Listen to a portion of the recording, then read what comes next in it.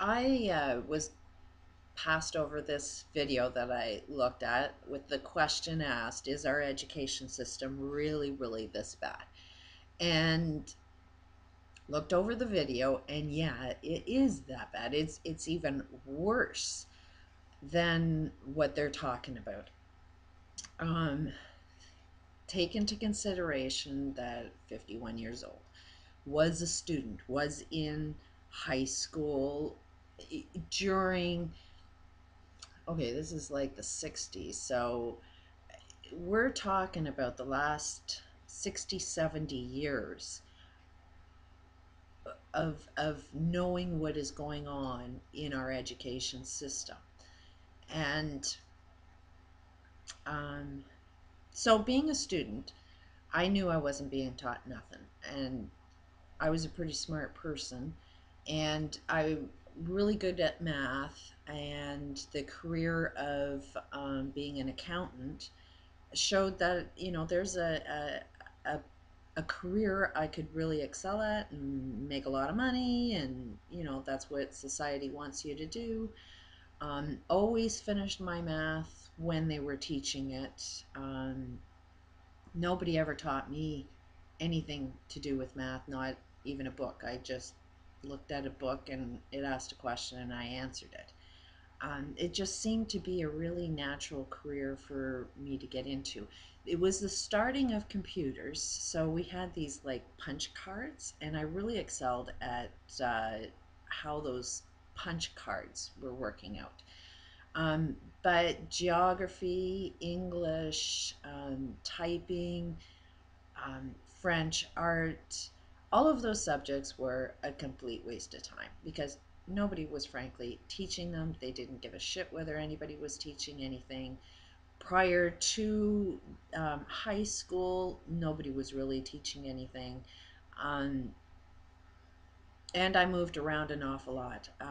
My father was in the newspaper business, managing newspapers, so that was a unique experience seeing that industry. And but he was moved around all over the place. I even lived in Washington, D.C. at one time, but I've lived on all ends of Canada, and you end up seeing different cultures within its own country. Every province has a different culture, just like every town has its own culture. I found out that, one town can really, really love you and another town can really, really hate you. It all depends on what people know in the area that you happen to live in and what rules do they kind of live by.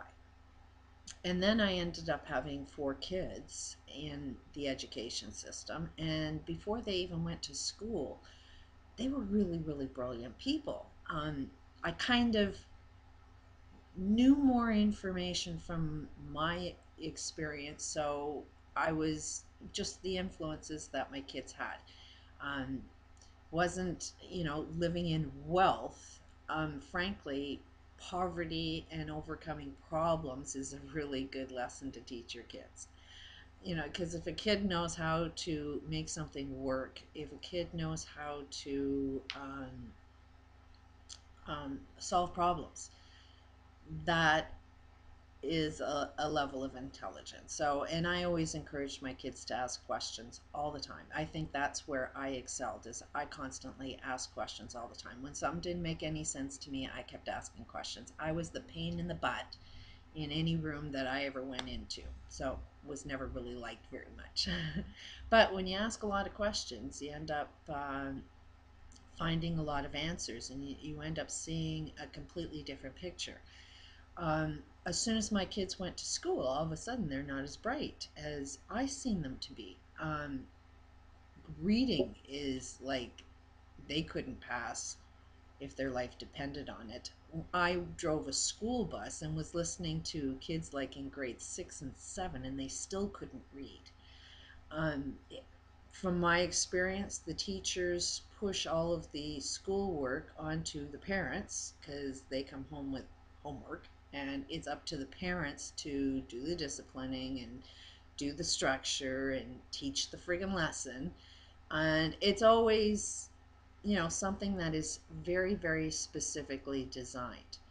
Um, I know that my one son was abused by, frankly, the whole system because he was the oldest. He was really, really intelligent, but they couldn't manage him in a classroom.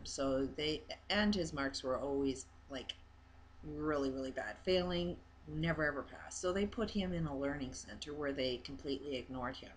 Because what the goal is to get the students that can actually pass the agenda that we need as a society to see that things are working well. So we need numbers to say, hey, our school district is really good. They're only really good because of the students they place there and the questions they know they can answer or not answer. All of the testing is designed to get exactly the result that they want to show you. That's what any statistic is about. Somebody wants to prove something. They come up with a formula that says, hey, this is proof. As long as society agrees with that, then that's what we end up creating. But um, then my kids get out of school and they're freaking brilliant again. So it's really odd that our education system will judge a kid to be stupid, and yet outside of the education system, they're pretty freaking brilliant. Um, our education system has definitely dumbed us down, and it's definitely made us all slaves. The slaves that don't know that they're slaves yet are the teachers. The slaves are the judges. The slaves are the lawyers. Anybody that's pretty much working right now is like, look at yourself, you're the slave. And you've been educated in a specific field, so you can work in that and you will have beliefs. Everything is going to be about what you believe in. And this is what's causing the most chaos on this planet right now is we're all fed to believe shit.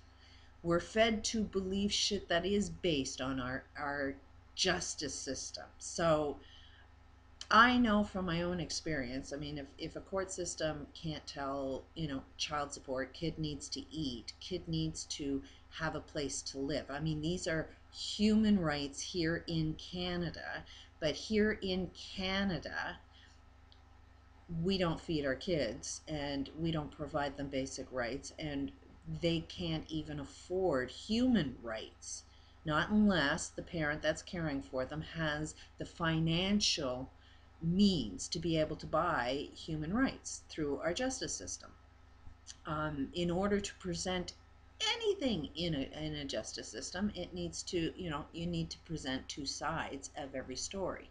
Well, you have legal aid that's greatly underfunded, and that's the only thing available to people in poverty. And they even have, when I went through this experience, after I found out there was no justice system, there was no such thing as legal aid, it's all a complete fraud, making you think and have the illusion and the paperwork that says, this is your justice, this is what's true, you've gone through the process, we found out everything that's true. And it's like, no, they didn't. They were underfunded. They didn't represent me in any way, shape, or form, and that's the name of the game. The wealthy guy always wins because the poor guy will never ever get any representation. They've put ads out in every media, every radio station, every television station in Alberta was playing commercials like 3 times a friggin' hour that says, if you need access to your justice system, call your legal aid. That's your access to your justice system. They really brainwashed everybody to believe that they had a justice system, but they don't. Because, first of all, you can't get a lawyer because there isn't any. And, well, compared to the need of the crimes that are going on in Calgary, they don't have enough lawyers to be able to keep up with anything. And then they don't, these are people that don't give a shit, you know, they are there to earn a living. They're usually the worst lawyers, you know, because they can't make the big bucks.